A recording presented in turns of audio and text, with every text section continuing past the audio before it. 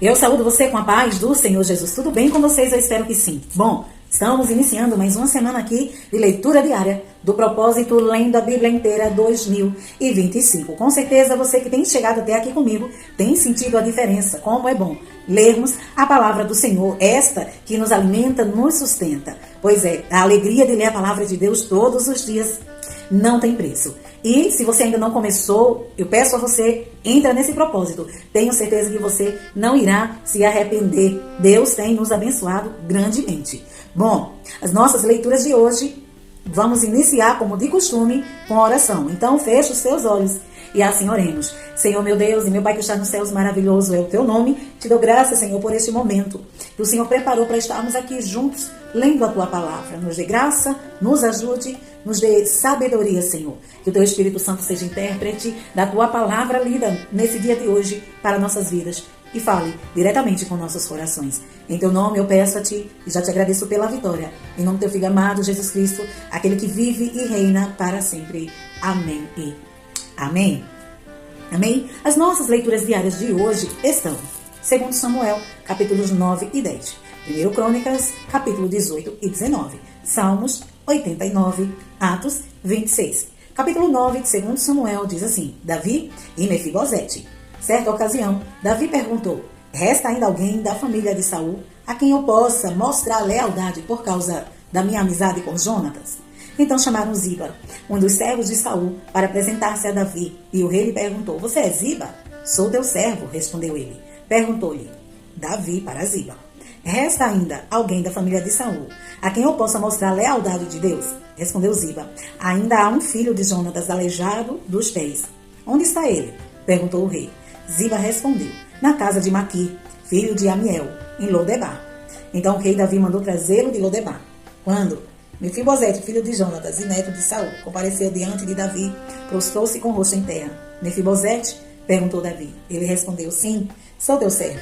Não tenha medo, disse Davi, pois é certo que eu tratarei com bondade por causa da minha amizade com Jonatas, seu pai. Vou devolver-lhe todas as terras que pertenciam ao seu avô Saul, e você comerá sempre à minha mesa. Mefibosete prostrou-se e disse: quem é o teu servo, para que te preocupes com um cão morto como eu? Então o rei convocou Ziba e disse-lhe: devolve ao neto de Saul, seu senhor, tudo o que pertencia a ele e à família dele. Você, seus filhos e seus servos cultivarão a terra para ele. Você trará a colheita para que haja provisões na casa do neto do seu senhor, mas Mefibosete comerá sempre à minha mesa. Ziba tinha 15 filhos e 20 servos. Então Ziba disse ao rei: o teu servo fará tudo o que o rei, meu senhor, ordenou. Assim, Mefibosete passou a comer à mesa de Davi como se fosse um de seus filhos. Mefibosete tinha um filho, ainda jovem, chamado Mica. E todos os que moravam na casa de Ziba tornaram-se servos de Mefibosete. Então Mefibosete, que era aleijado dos pés, foi morar em Jerusalém, pois passou a comer sempre à mesa do rei. Capítulo 10. A guerra contra os Amonitas. Algum tempo depois, o rei dos Amonitas morreu. O seu filho Hanum foi o seu sucessor. Davi pensou: serei bondoso com Hanum, filho de Naash, como seu pai foi bondoso comigo. Então Davi enviou uma delegação para transmitir a Naum seu pesar pela morte do pai dele. Mas quando os mensageiros de Davi chegaram à terra dos Amonitas, os líderes amonitas disseram a Hanum, seu senhor: achas que Davi está honrando teu pai ao enviar mensageiro para expressar condolências? Não é nada disso. Davi os enviou como espiões para examinarem a cidade, a fim de destruí-la. Então Hanum prendeu os mensageiros de Davi, rapou metade da barba de cada um, cortou metade de suas roupas até as nádegas e os mandou embora. Quando Davi soube disso, enviou mensageiros ao encontro deles, pois havia sido profundamente humilhados, e lhes mandou dizer: fiquem em Jericó até que a barba cresça, e então volte para casa. Quando, vendo que tinha atraído sobre si o ódio de Davi, os amonitas contrataram 20.000 soldados de infantaria, dos arameus, de Bet-Reob e de Zobá, 1.000 homens do rei de Maaca e 12.000 dos homens de Tobi. Ao saber disso, Davi ordenou a Joabe que marchassem com todo o exército. Os amonitas saíram e se puseram em posição de combate à entrada da cidade, e os arameus de Zobá e de Reob e os homens de Tobi de Maaca posicionaram-se em campo aberto. Vendo Joabe que estava cercado pelas linhas de combate, escolheu alguns dos melhores soldados de Israel e se posicionou contra os arameus. Pôs o restante dos homens sob o comando de seu irmão Abisai e os posicionou contra os amonitas. E Joabe disse a Abisai: se os arameus forem fortes demais para mim, venha me ajudar. Mas se os amonitas forem fortes demais para você, eu irei ajudá-lo. Seja forte e lutemos com bravura pelo nosso povo e pelas cidades do nosso Deus, e que o Senhor faça o que for de sua vontade. Então Joabe e seus soldados avançaram contra os arameus, que fugiram dele. Quando os amonitas viram que os arameus estavam fugindo de Joabe, também fugiram de seu irmão Abisai e entraram na cidade. Assim Joabe parou a batalha contra os amonitas e voltou para Jerusalém. Vendo-se derrotados por Israel, os arameus tornaram a agrupar-se. Hadadezer mandou trazer os arameus que viviam do outro lado do Eufrates. Esses chegaram a Elã, tendo à frente Soboque, comandante do exército de Hadadezer. Informado disso, Davi reuniu todo Israel, atravessou o Jordão e chegou a Elã. Os arameus estavam em posição de combate para enfrentá-lo, mas acabaram fugindo de diante de Israel. E Davi matou 700 condutores de carros de guerra e 40.000 soldados de infantaria dos arameus. Soboque, o comandante do exército, também foi ferido e morreu ali mesmo. Quando todos os reis, vassalados de Hadadezer, viram que tinham sido derrotados por Israel, fizeram a paz com os israelitas e sujeitaram-se a eles. E os arameus ficaram com medo de voltar a ajudar os amonitas. 1 Crônicas, capítulo 18. As vitórias militares de Davi. Depois disso, Davi derrotou os filisteus e os subjugou e tirou do controle deles a cidade de Gade e seus povoados. Davi derrotou também os moabitas que ficaram sujeitos a ele, pagando-lhe imposto. Além disso, Davi derrotou Hadadezer, rei de Zobá, nas proximidades de Amate, quando Hadadezer tentava obter o controle na região do rio Eufrates. Davi se apossou de 1.000 dos seus carros de guerra, 7.000 cavalheiros e 20.000 soldados de infantaria. Ainda levou 100 cavalos de carros de guerra e aleijou todos os outros. Quando os arameus de Damasco vieram ajudar Hadadezer, rei de Zobá, Davi matou 22.000 deles. Em seguida, estabeleceu guarnições militares no reino de arameus de Damasco, sujeitando-os a lhe pagar impostos. E o Senhor dava vitórias a Davi em todos os lugares aonde ele ia. Davi também trouxe para Jerusalém os escudos de ouro usados pelos oficiais de Hadadezer, de Debá e Cum, cidades que pertenciam a Hadadezer. O rei de Davi trouxe grande quantidade de bronze que Salomão usou para fazer o tanque de bronze, as colunas e vários utensílios. Quando Tou, rei de Amate, soube que Davi tinha derrotado todo o exército de Hadadezer, rei de Zobá, enviou seu filho Adorão ao rei Davi para saudá-lo e parabenizá-lo por sua vitória na batalha contra Hadadezer, que tinha estado em guerra contra Tou com Adorão. Mandou todo tipo de utensílios de ouro, de prata e de bronze. O rei Davi consagrou esses utensílios ao Senhor, como fizera com a prata e o ouro tomados de todas as nações, Edom e Moabe, os amonitas e os filisteus, e Amaleque. Abisai, filho de Zeruia, derrotou 18.000 edomitas no Vale de Sal. Depois colocou guarnições militares em Edom, sujeitando todos os edomitas a Davi. O Senhor dava vitória a Davi em todos os lugares aonde ia. Os oficiais do rei. Davi reinou sobre todo Israel, administrando o direito e a justiça a todo o seu povo. Joabe, filho de Zeruia, era comandante do exército. Josafá, filho de Ailude, era o arquivista real. Zadok, filho de Aitube, e Ameleque, filho de Abiatar, eram sacerdotes. Sausa era secretário. Benaia, filho de Joiada, comandava os queretitas e os peletitas, e os filhos do rei Davi eram seus principais oficiais. Capítulo 19. A guerra contra os amonitas. Algum tempo depois, Naás, rei dos amonitas, morreu, e seu filho foi o seu sucessor. Davi pensou: serei bondoso com um filho de Naás, porque seu pai foi bondoso comigo. Então Davi enviou uma relação para transmitir a Anum seu pesar pela morte do pai. Mas quando os mensageiros de Davi chegaram à terra dos amonitas para expressar a condolência de Anum, os líderes amonitas lhe disseram: achas que Davi está honrando o teu pai ao enviar mensageiros para expressar condolências? Não é nada disso. Davi os enviou como espiões para exterminar o país e destruí-lo. Então Anum prendeu o mensageiro de Davi, raspou-lhes a barba, cortou metade de suas roupas, até as nádegas, e os mandou embora. Quando Davi soube disso, enviou mensageiros ao encontro deles, pois haviam sido profundamente humilhados, e lhes mandou dizer: fiquem em Jericó, até que a barba cresça, e então volte para casa. Vendo Anum e os amonitas, que tinham atraído sobre si o ódio de Davi, alugaram da Mesopotâmia, de Arã de Maaca e de Zobá, carro de guerra e condutores de carros, por 35 toneladas de prata. Alugaram 32.000 carros e seus condutores contrataram o rei de Maaca em suas tropas, o qual veio e acampou perto de Medeba.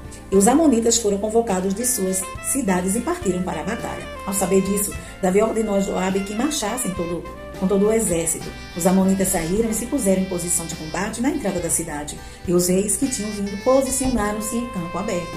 Vendo Joabe, que estava cercado pelas linhas de combate, escolheu alguns dos melhores soldados de Israel e os posicionou contra os arameus. Pois o restante dos homens sob o comando de seu irmão Abisai e os posicionou contra os amonitas. E Joabe disse a Abisai: se os arameus forem fortes, os amonitas forem fortes demais para mim, venha me ajudar. Mas se os amonitas forem fortes demais para vocês, eu irei ajudá-lo. Seja forte e lutemos com bravura pelo nosso povo e pelas cidades do nosso Deus. E que o Senhor faça o que for da sua vontade. Então Joabe e seus soldados avançaram contra os arameus, que fugiram dele. Quando os amonitas viram que os arameus estavam fugindo de Joabe, também fugiram de seu irmão Abisai e entraram na cidade. Assim Joabe voltou para Jerusalém. Ao perceberem os arameus que haviam sido derrotados por Israel, enviaram mensageiros para trazer arameus que viviam do outro lado do Eufrates. E Sofaque, e comandante do exército de Hadadezer, veio à frente deles. Informando disso, Davi reuniu todo Israel e atravessou o Jordão, avançou contra eles e formou linhas de combate defronte deles. Mas, começando o combate, eles fugiram de diante de Israel. E Davi matou 7.000 dos seus condutores de carros de guerra e 40.000 dos seus soldados de infantaria. Também matou Sofaque, o comandante do exército deles. Quando os vassalos de Hadadezer viram que tinham sido derrotados por Israel, fizeram a paz com Davi e se sujeitaram a ele. E os arameus não quiseram mais ajudar os amonitas. Salmos 89. Poema do Ezraíta Etan. Cantarei para sempre o amor do Senhor. Com minha boca anunciarei a tua fidelidade por todas as gerações. Sei que firme está o teu amor para sempre, e que firmasse nos céus a tua fidelidade. Tu disseste: fiz aliança com meu escolhido. Jurei ao meu servo Davi: estabelecerei a sua linhagem para sempre, e firmarei o teu trono por todas as gerações. Os céus louvam as tuas maravilhas, Senhor, e a tua fidelidade na Assembleia dos Santos. Pois quem nos céus poderá comparar-se ao Senhor? Quem dentre os seres celestiais assemelha-se ao Senhor? Na Assembleia dos Santos, Deus é temível, mais do que todos os que o rodeiam. O Senhor, Deus dos exércitos, quem é semelhante a ti? És poderoso, Senhor, envolto em tua fidelidade. Tu dominas o revolto mar quando se agitaram as suas ondas.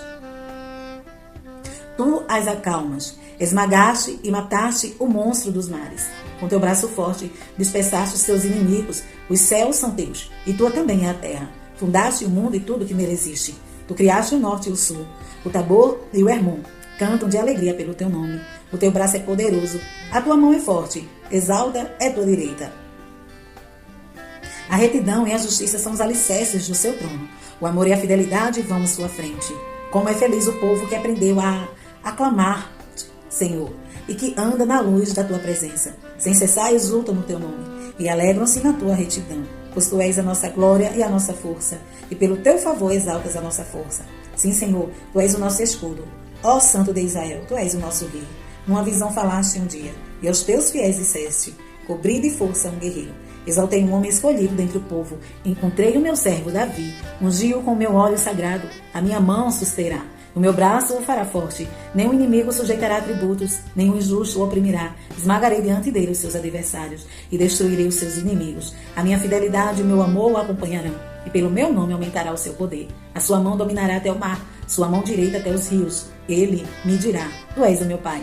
O meu Deus, a minha rocha me salva.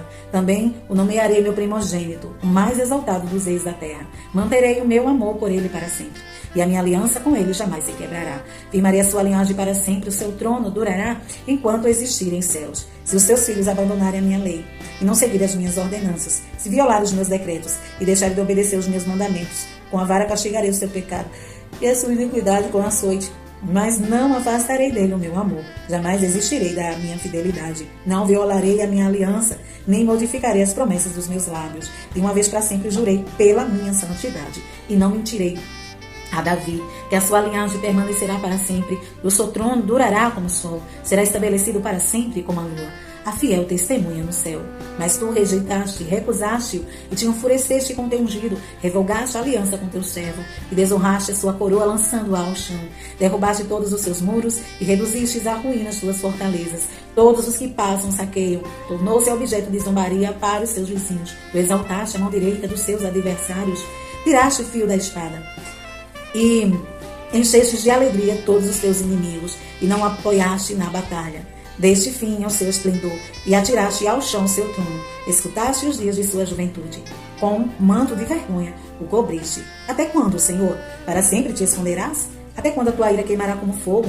Lembra-te de como é passageira a minha vida. Terás criado em vão todos os homens? Que homem pode viver e não ver a morte, ou livrar-se do poder da sepultura? Ó Senhor, onde está o teu antigo amor, que com fidelidade jurastes a Davi? Lembra-te, Senhor, das afrontas que o teu servo tem sofrido, das zombarias que no íntimo tem que suportar de todos os povos, das zombarias dos teus inimigos, Senhor, com que afronta a cada passo o teu ungido. Bendito seja o Senhor para sempre. Amém e amém. Atos, capítulo 26. Então Agripa disse a Paulo: você tem permissão para falar em sua defesa. A seguir, Paulo fez sinal com a mão e começou a defesa. Rei Agripa, considerou-me feliz por estar hoje aqui em tua presença, para fazer a minha defesa contra todas as acusações dos judeus, especialmente porque estás bem familiarizado com todos os costumes e controvérsia deles. Portanto, peço que me ouças pacientemente. Todos os judeus sabem como tenho vivido desde pequeno, tanto em minha terra natal como em Jerusalém. Eles me conhecem há muito tempo e podem testemunhar, se quiserem, que como fariseu vivi de acordo com a seita mais severa de nossa religião. Agora estou sendo julgado por causa da minha esperança no que Deus prometeu aos nossos antepassados. Essa é a promessa que as nossas 12 tribos esperam que se cumpram, cultuando a Deus com fervor, dia e noite. É por causa dessa esperança, ó rei, que estou sendo acusado pelos judeus, porque os senhores acham impossíveis que Deus ressuscite os mortos. Eu também estava convencido de que deveria fazer todo o possível para me opor ao nome de Jesus o Nazareno. E foi exatamente isso que fiz em Jerusalém. Com a autorização do chefe dos sacerdotes, lancei muitos santos na prisão. E quando eles eram condenados à morte, eu dava o meu voto contra eles. Muitas vezes, eu ia de uma sinagoga para outra a fim de castigá-los e tentava forçá-los a blasfemar. Em minha fúria contra eles, cheguei aí à cidade estrangeira para persegui-los. Numa dessas viagens, eu estava indo para Damasco, com autorização e permissão dos chefes dos sacerdotes. Por volta do meio-dia, ó rei, estando eu a caminho, vi uma luz do céu, mais resplandecente que o sol, brilhando ao meu redor e ao redor dos que iam comigo. Todos caímos por terra. Então ouvi uma voz que me dizia em aramaico: Saulo, Saulo, por que você está me perseguindo? Resistir ao aguilhão só lhe trará dor. Então perguntei: quem és tu, Senhor? Respondeu o Senhor: sou Jesus, a quem você está perseguindo. Agora levante-se e fique em pé. Eu lhe apareci para constituir o servo e testemunha do que você viu ao meu respeito de que mostrei. Eu o livrarei do seu próprio povo e dos gentios aos quais eu o envio, para abrir os olhos e convertê-los das trevas para a luz e do poder de Satanás para Deus, a fim de que recebam o perdão dos pecados e herança entre os que são santificados pela fé em mim. Assim, rei Agripa, não fui desobediente à visão celestial. Preguei em primeiro lugar aos que estavam em Damasco, depois aos que estavam em Jerusalém, em toda a Judéia, e também aos gentios, dizendo que se arrependessem e se voltassem para Deus, praticando obras que mostrassem o seu arrependimento. Por isso, os judeus me prenderam no pátio do templo e tentaram matar-me, mas tenho contado com a ajuda de Deus até o dia de hoje, e por este motivo estou aqui e dou testemunho tanto a gente simples como a gente importante. Não estou dizendo nada além do que os profetas e Moisés disseram que haveria de acontecer, que o Cristo haveria de sofrer e, sendo o primeiro a ressuscitar dentre os mortos, proclamaria luz para o seu próprio povo e para os gentios. A essa altura, Festo interrompeu a defesa de Paulo e disse em alta voz: você está louco, Paulo? As muitas letras o estão levando à loucura. Respondeu Paulo: não estou louco, excelentíssimo Festo. O que estou dizendo é verdadeiro e de bom senso. O rei está familiarizado com essas coisas. Ele posso falar abertamente. Estou certo de que nada disso escapou de seu conhecimento, pois nada se passou num lugar qualquer. Rei Agripa, crês nos profetas? Eu sei que sim. Então Agripa disse a Paulo: você acha que, então, pouco tempo pode convencer-me a tornar-me cristão? Paulo respondeu: em pouco ou em muito tempo, peço a Deus que não apenas tu, mas todos os que hoje me ouvem, se tornem como eu, porém sem estas algemas. O rei se levantou, e com ele o governador e Berenice, como também os que estavam assentados com ele. Saindo do salão, comentavam entre si: este homem não fez nada que mereça morte ou prisão. Agripa disse a Festo: ele poderia ser posto em liberdade, se não tivesse apelado para César. Amém? Estas foram as nossas leituras diárias de hoje. E amanhã estaremos aqui, se Jesus não vir. Deus em Cristo te abençoe hoje e sempre.